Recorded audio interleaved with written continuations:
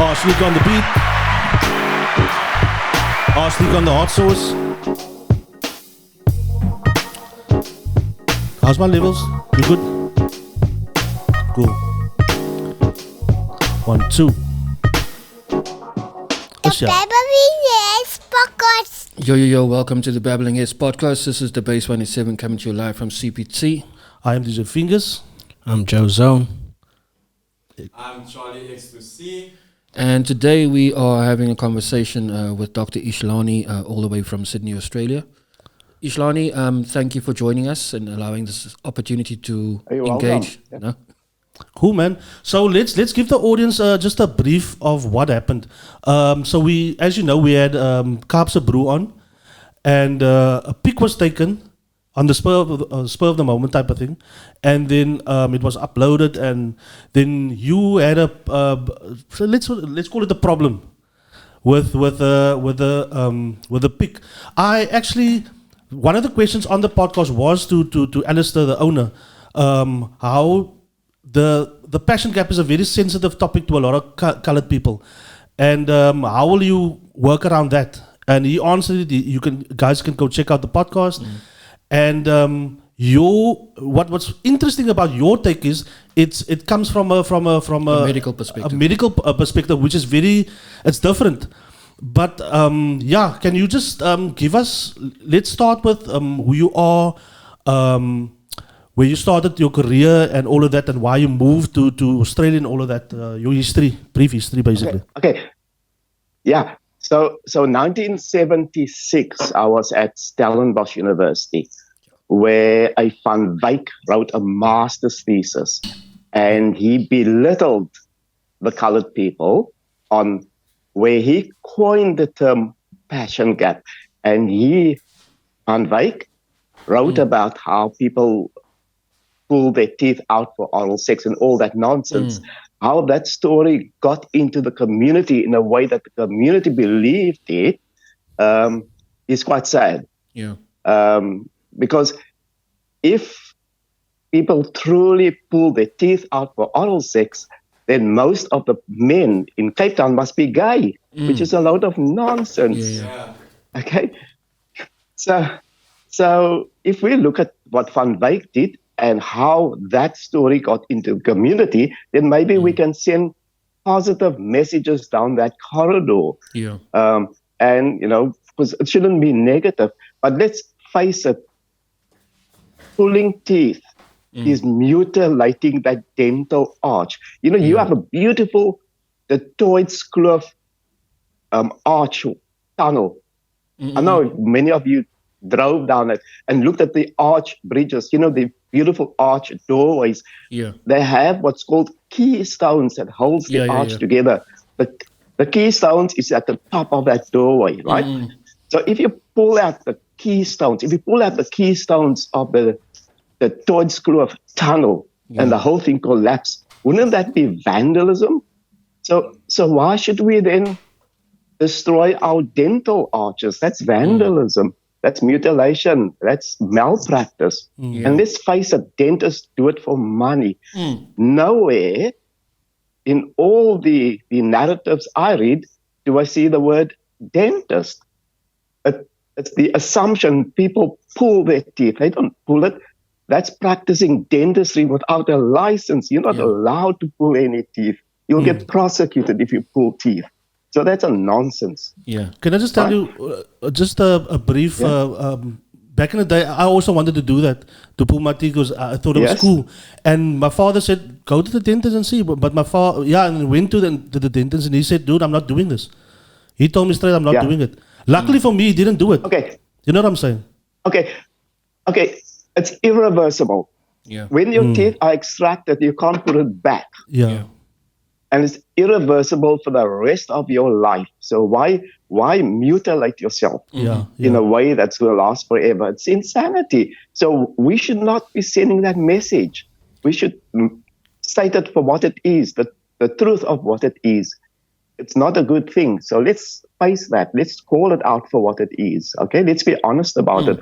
I don't see any dental academics in Cape Town or dentists calling it out. They just keep quiet and pull teeth out. Mitchell's brain is a CC, a collaborative center. In other words, they get WHO funding for dentures.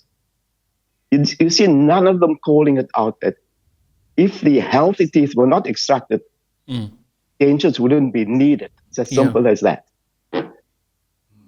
Now, like for me, case in point, I'm actually missing 2 front teeth, which I extracted myself, but that was as a result of my teeth becoming loose over age and etc. And it's paining and like I literally got to the point where I took a pliers and I pulled the damn thing out because it was so freak sore. And I've learned actually to use, like, when I have inflammation of the gums, etc., I tend to use amoxicillin now. And that helps a lot in terms of abscesses, etc. like that. But my point is, like, not everybody has access to quality healthcare or medical aid, etc. And yes, I know there's those that pull their teeth out for cosmetic purposes, but for those who are actually having dental issues, obviously it's genetics, there's diet, etc., lifestyle, smoking, drinking, etc., that will affect the health of your teeth and your gums, etc. But like I saw on your Facebook that you've done partial denture restrictions for immigrant applicants, etc. Is there something like that available in Cape Town that's, I wouldn't say free, but at least partially sponsored by the state, where people that now do have genuine issues with their teeth can go for the likes of dentures, etc. and stuff like that? Okay, we're talking about 2 different things. Yeah. You spoke about 2 front teeth, okay? Cape Flat Smile is 4 front teeth. It's the same, it's the same 4. Yeah. So those are 2 entirely different issues. No, like saying, like mine was different. I didn't go for 2 dinges, like you see. Yes. It's alternate. It's the teeth that were loose at the time. So okay. Over it? Yeah. So in dental academics, right, this first year dentistry students learn what's called Kennedy classification, and I won't go into it, but I'll keep it simple, right? The incidences of front teeth being lost is about 1 per 1,000 of a random population. It's called the Kennedy studies. It was done in 1924 and continued ever since. And those statistics are constant, right? So about 1 in 1,000 people of a random group will have their front teeth out. Yeah. Right? In Cape Town, it is significantly different. Okay. Right? So that tells you that there's something happening in Cape Town as opposed to the rest of the world. Yeah. Okay? And what is really happening is that healthy teeth are extracted. That's the difference. Yeah. We know that statistically. We also know that smooth surface caries, in other words, front teeth. Your front teeth is cleaned by your lips and your tongue, right? So smooth surfaces are less likely to have caries than pit and fissure caries, right? So in other words, your back teeth are decayed before your front teeth. Okay. Yeah. So if you have front teeth out, like you in your case, you have 2 out, your chances of losing back teeth is also equal to that. So in other words, you lose a back tooth as well. Yeah. Right? In Cape Flat Smile, we're talking about front teeth only, while we still have the back teeth. So it's a completely different kettle of fish. Yeah, it's a cosmetic choice. So we just separate those 2 and keep that in the Cape Flats basket, right? That is a malpractice. It's a dental malpractice, and keep it in that box of dental malpractice. Let's call it for what it is. Let's be honest about it, right? In your incidence, with your situation of 2 front teeth extracted, that should be in the range of, like I said, 1 per 1,000 of a random population. Yeah. If you want to look at more, it's called the Kennedy classification of edentulous saddles, right? Where we pull out teeth, that area that heals is called a saddle. Dentistry's got strange terms for simple things. Okay, so... but I think I would liken it to the saddle of a horse in terms of the shape. Yeah, that's right. Yeah, so you're saying... It's true. No, it's just guessing. Yeah. Yeah, it looks like if you draw it, it looks like a saddle of a horse. That's correct. Okay, awesome. Yeah. So we shouldn't encourage a malpractice, right? If we say that, not at all. See, we look.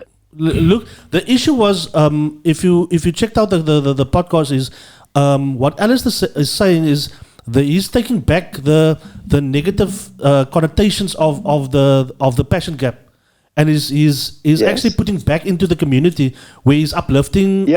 You know what I'm saying. So we understood. You had a gripe with it, but I think it's the way that you came across. Okay. It was a bit harsh, and we felt a bit. Look, this guy's he's trying to do his best in his community. You feel that way. Yeah, but I mean, I can see that you care as well, man. You know, I can see that you. Why don't you then? Sorry, why don't you then call the Kusista Club, or or the Frikadel Club, or heavens knows what? I mean, it doesn't matter, or the, I don't know. Chutney Club or whatever, but it doesn't matter. But why have all those images as if it's a good thing to have your front teeth out? We shouldn't be sending that message. What you're doing is great, is good, but your packaging, I believe, is not appropriate. Yeah, I get what you're saying. I think also. Sorry, go ahead. Mr. Aisha, pointers. Yeah? Said you can see me. Can you see me? I think if you point that. No, I can't see. Can you see me now? I see myself. I don't know why. If you swipe, just speak. Okay, Mr. Aish, if you can hear me, yes. Then I think you spoke about the packaging now, and it relates to the marketing side of the wrapping paper. It relates to the marketing side, the aspect that you're talking about, and that seems to be the main problem that you have. Yes. Like it's trying to the message that is getting out there. If I look at it from a marketing point of view, I see the humor sort of in it. I don't take it literal. Do you understand what I'm saying? I hear you. I know what you're saying, that you feel that he's promoting something in a negative way, and we understand. You gave your reasons now for that. Yeah. But the marketing entrepreneurial side of it, it's I think it's coming from a humor, also looking at roots, but also embracing it, the past. You know what I mean? It's a number of things that he's trying to do, and also maybe shock also. And part of marketing is the shock. You know what I mean? The shock factor. Or maybe there is somebody that has missing front teeth, so maybe that appeals to them. So I see what your point in saying promoting as a product in a negative way, but do entrepreneurs not have like a creative license? Maybe. No. You don't feel so? No, creative people don't have like a creative license to think outside the box and sell a project? Yeah, that's wonderful, right? I mean, think outside the box or get rid of the box and, just think wildly. But also they have a responsibility to send a good message or, a helpful message. Because if one single child have their front teeth out because of what they saw on your T-shirts or your caps or whatever, if one child does that, then that marketing is not working, because we just made one child a dental cripple forever for the rest of their lives. That's wrong. No, we should have gentle footsteps. We should, all of us, have a responsibility to ensure that our footprints are gentle and has a positive effect on everybody.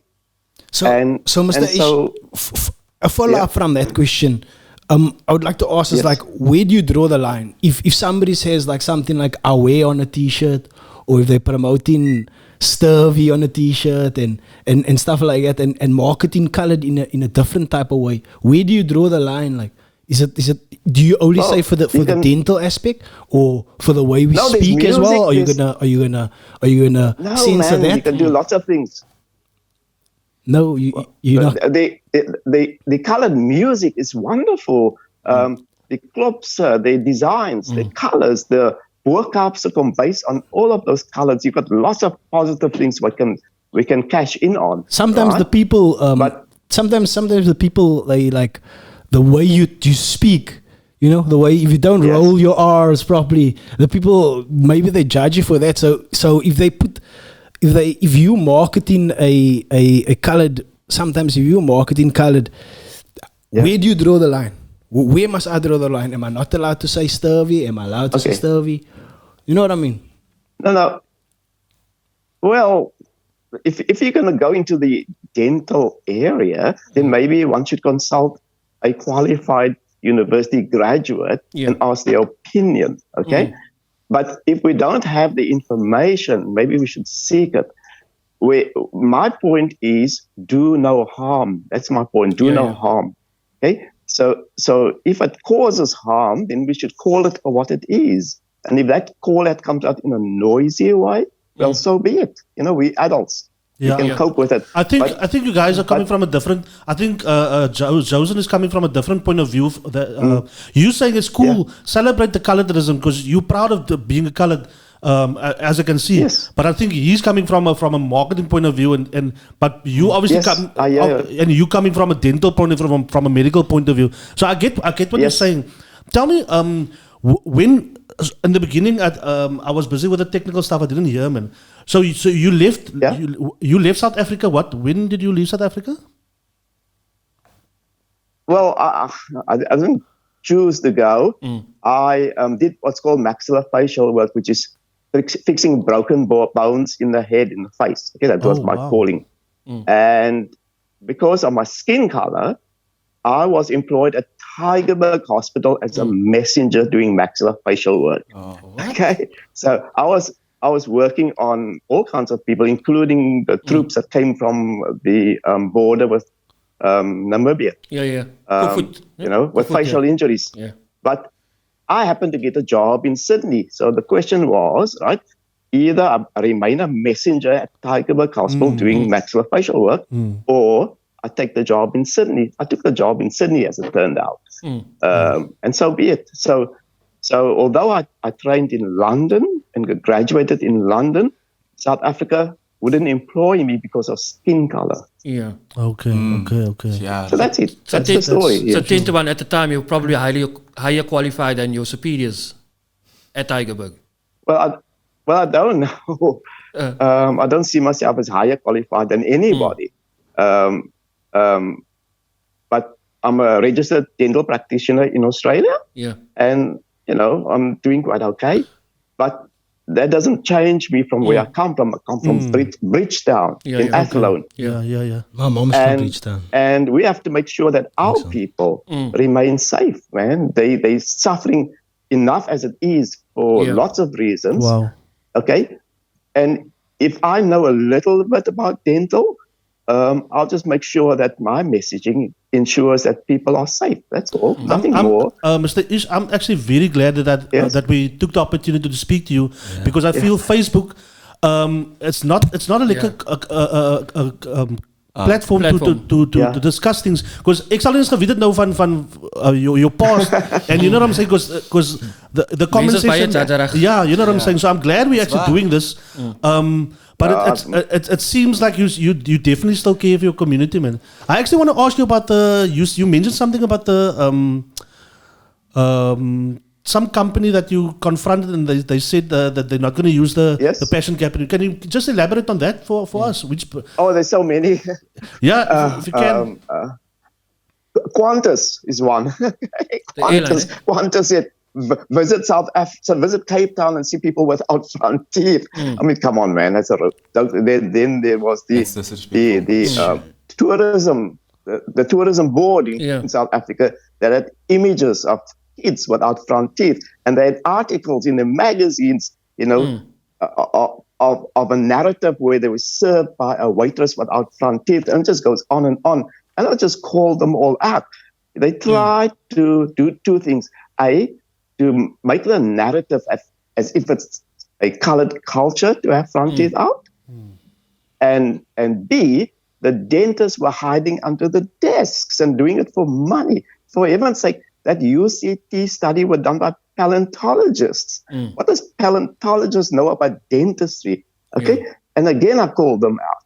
You know, they've tried to attach it to people having their front teeth knocked out. Now, if you have your front teeth knocked out, the roots still remain. Okay, and it's not a neat fall every time. And I call them out for that, and they still carried it through. So there's a lot of nonsense being written. There's not a single academic study on it. Not a single academic study. There's the Van Wyk 76 that made a mockery out of without any kind of factual evidence. No, I was just repeating the actual factual proof. Yeah, and so we should call it out for what it is, okay? I mean, the other noise we can make is on the international arena, where we call out the dentists for what they're doing, It's sad. It's sad to have your dental arches destroyed, especially the 4 front teeth. That's the keystones of an arch. The keystones is what keeps the arch intact. It's the strongest part of the arch. And to have it destroyed is disgusting, Sorry, sir. Tell me, with the keystones being destroyed, what are the ramifications? Okay. What are the ramifications of having your 4 front teeth removed? Like, what will happen from a dentistry point of view to your palate? Okay, all your teeth then starts to drift, right? The lower front teeth over-erupt. And you see many, many colored people with over-erupted lower teeth. So the lower teeth grows past their lower lip. And that gives them a look like a fish, which is sad. Overbite, because it doesn't. Well, what happens because the lower front teeth has no opposition to stop them from growing their overgrowth? Yeah, isn't that Yeah. I've seen that. And the upper teeth drift all over the place. So we know that happens. So why pull out those teeth? It's ridiculous. And there's no way in the world you can have a denture look better than your natural teeth. It doesn't work that way. Okay? Your denture just a guess of close enough. I have a question. Yes? If you go for those implants, will it help or won't it work after you? Or is it a financial constraint? Yeah. How can people improve this? How can people get healthy again? There's a lot in that question. First of all, the minute you have your teeth out, your gums shrink. Yeah. Right? So yes, you can have implants, but you're having implants on shrunken gums. So that's a small little change there. Very expensive. And there's issues of bone density. Do you smoke? Because if you smoke, your healing is slow. And you can't have implants. So there's different kinds of implants, of course. But very expensive. And again, it's artificial. Why have artificial when you can have natural? But the reason why I asked is because just as Shaquille said now, his teeth got so broken off in pain that he extracted it himself with the pliers. So there are many people that has these issues. So like maybe implants is the way for them to go. You understand? So like how can you afford it though? Yeah, that's those people afford it. You're talking hundreds of thousands of rands. That's expensive. That's expensive. Yes, it's the price of our house. Sure. Damn. All for the pearly whites. So if I have to choose between a house and implants, I think it'd be easy call. I'll take the house anytime. Yeah. I think dentures are the cheaper option. But I mean, it's like, has there been any study done as to ascertain as to why people are pulling out their front teeth? If it's now for fashion statement. Question? Sorry, I said it's like, has there been any study done to ascertain as to why people do extract, people on the Cape Rise do extract their front teeth? Yes, but it was done by paleontologists. You cannot, they don't know anything about dentistry. And what they did was, they mixed it together with teeth ablation. You know, the indigenous practices of knocking out teeth to prove your manhood, right? They grouped it with that. Well, which is that's wrong. We know that it's two different practices. One is a dental malpractice, and the other one's an indigenous practice. Now, early on I mentioned Kennedy studies, and I said it's 1 in 1,000, right? So in spite of indigenous practices in Canada, in Australia, New Zealand, in spite of it, the figure is still 1 in 1,000. Yeah. So I think like a lot of times, I think when I was much younger and staying in Namibia, and we had guests coming from Cape Town, and the guys always used to have the gold slits and the rubies and the emeralds in their dentures. I think that was initially what attracted people to want to do that. But I mean, with the advent of what they call the grills now, is where they have the American, the American thing, like where they put the jewels, etc., over the teeth, but they're not extracting the teeth. I think that's where No, that's right. Okay, that's reversible. Yeah, that's removable. Right? So it's like it's like tattooing. It's reversible. Anything that's irreversible, is okay. If it's irreversible, then it's not okay. So for example, with me, the reason why I had to extract my teeth is because like I had one of those gold double L's in my mouth, and it actually aan my tande geëet. Like after it fell out afterwards, so it my tande gefriet agterna. So hence why I had to go extract my teeth, because it didn't look nice. Okay. So, but you had 2 out. No, I took all 4. Okay, what he's speaking about leads to something Mr. Ash was saying. Is like, is the dentist it's not their responsibility to say, guys, to advise the somebody that's coming. Listen here, there's there's a better option that we can go. So is the dentist like in Cape Town? Are they like almost saying, okay, come, let me pull your front teeth out so that they can get the money, or is that what you feel is happening?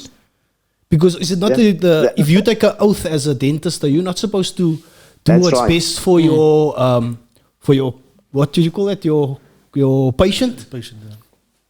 Yeah. The first line of the Hippocratic Oath is first do no harm. Yes. All right.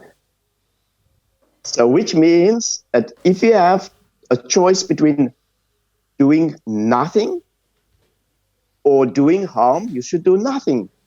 Yeah. And they're not practicing that, so they're breaking their oath. Yes. They should be prosecuted. In Cape Town, the dentists in Cape Town, you feel, should be prosecuted. Yes. But you cannot prosecute them because they wrote their own laws. Yes. Okay, so if they wrote their own laws, they'll write it for themselves. So and you they'll cannot just say, like, it's fine. Because they cashing in, it seems. They in South Africa, there is no age of consent. There's consent. So they argue that the patient gave consent, right? Even if it's a 5-year-old child, they would argue that the patient gave consent. In other parts of the world, consent starts at 16 years of age or 18 years of age. And in South Africa, there's no age limit. So therefore, you cannot prosecute a dentist for doing harm in South Africa. Damn. So I went through your Facebook page just to get an idea of who you are and to formulate questions. There's the word deneurism came up. Deneurism? Deneurism. Just say that word again. Deneurism. So people was like... denturism. Okay. Yes, I've got it.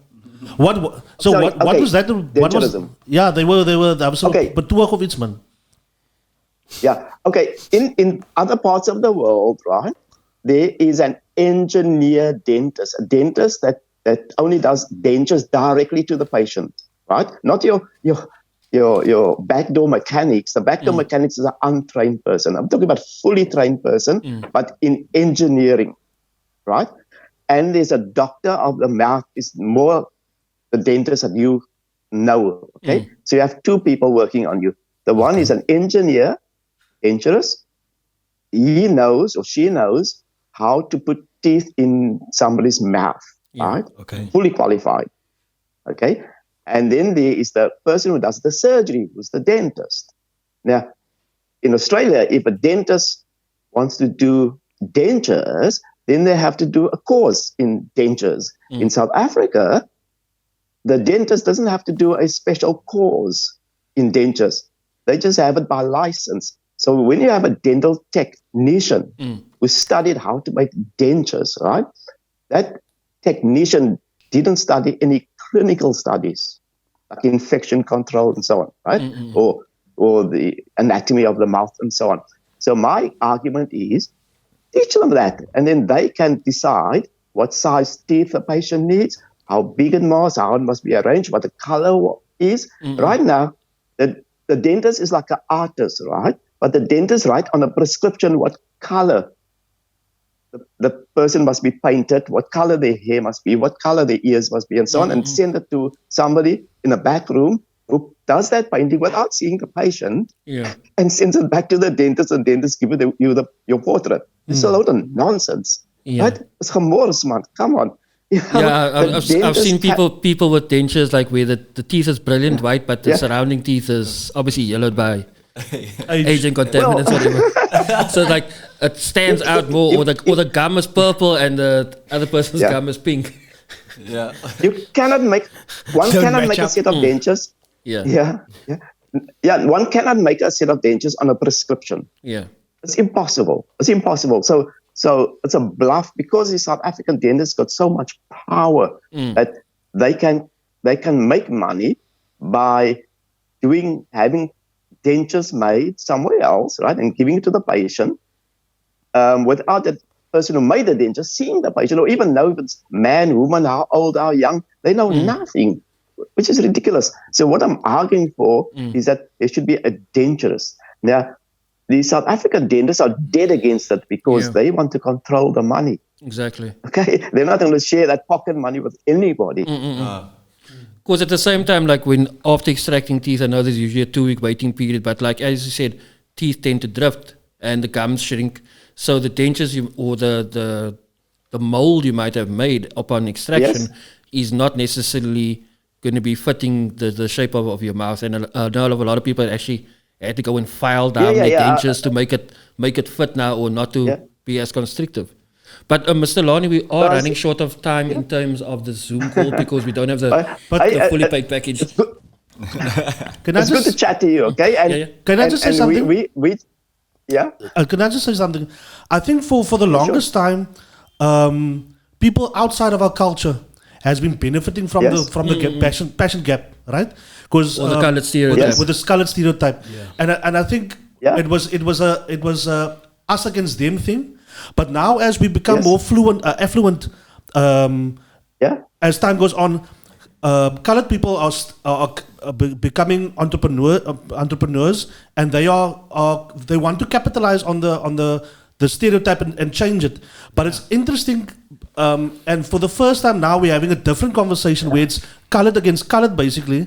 And it's interesting to have your point of view in, because you coming from a different point of view where the entrepreneur doesn't come from. So it's from a medical perspective. And I'm glad you actually gave us the opportunity to have you on the podcast, because this is actually our first time we'll be zooming somebody in. So we had a bit of technical difficulties in the beginning, but thank you for coming on, man. Really appreciate it. You're welcome. You're welcome. I mean, I'm still from the flats, and the thing is, we together need to do the best for our people. Okay, and okay, so I know a little bit about dentistry. That doesn't mean that we can get somebody who knows about engineering, who knows about we put all those things together. The community benefits. That's what it is. I mean, you guys are good at marketing. I'm not. So we put marketing and dentistry together. Hey, you can go forward. I just want to say one thing. I understand your point of view, but I also see the entrepreneurs. I also see his point of view. I see the both sides, and you are making a valid point. And when I first saw the advert, I also thought maybe it's a little bit risque, and I didn't. But I also think that the artist, if he's an artist and an entrepreneur, I think he has the right to express himself the way he best feels possible. And I don't feel he's coming from a negative. He genuinely, when I saw him on the podcast, I don't think he's coming from a. No, definitely he's not. doing it with a good heart. You know what I mean? Yeah.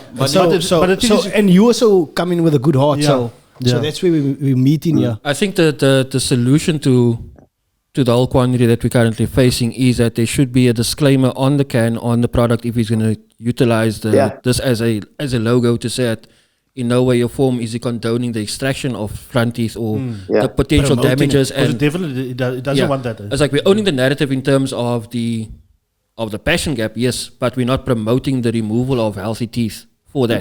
Also, the other side, which you might not have caught on the podcast, is that with each can that's produced, he's actually commissioned a series of not just local artwork by local artists, but also local community stories and celebrating community areas within the colored community. I know. Which is something that is... I know.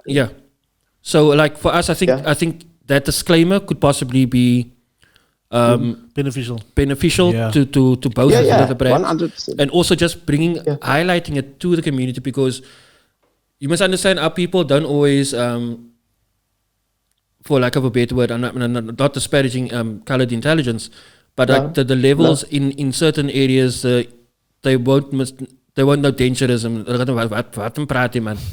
That's okay. So it's like, but for us maybe to look at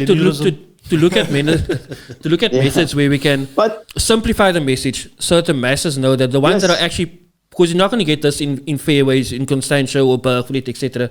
In Heathfield, you're not going to get people pulling out their teeth. That's going to happen predominantly in the poorest sub-economic areas within our communities.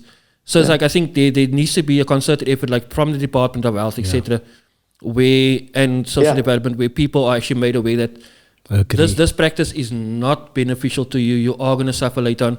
Plus, you're going to have to get dentures every couple of other years, and you have to use adhesive in your mouth, which can have negative effects and so forth. But if the dentists are promoting it, then it's really there's dentists, there's backdoor dentists, there's backdoor engineers, so to say, because we all know that Brian Steenberg can make you part-time for $200. So I think the community just needs more information will change the narrative. Yeah. And I think if we do this on multiple fronts, then we can have a solution in terms of eradicating this issue that's been facing our community for like a couple of decades now. Yes. Cool, man. So, Mr. Larney, we'd like to thank you for your time from us at the Babbling Heads. Thank you. Cool, man. Thanks for coming on. Thank you. And good luck with your promotions. I mean, go forward. Cool. My point is just not to encourage having your teeth out. No. Maybe it's up to him to start thinking outside the box or so, and look at it from a different point of view. And we're just giving him that point of view on the podcast, really. Okay. Cool, man. Yeah. From us for this week, this is us. Peace. Fingers. JoeZone. Charlie X2C. The Babbling Heads.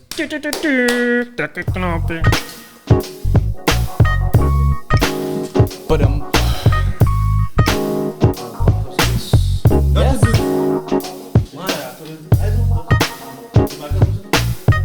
the quality of this of how we speak, I didn't. No, that.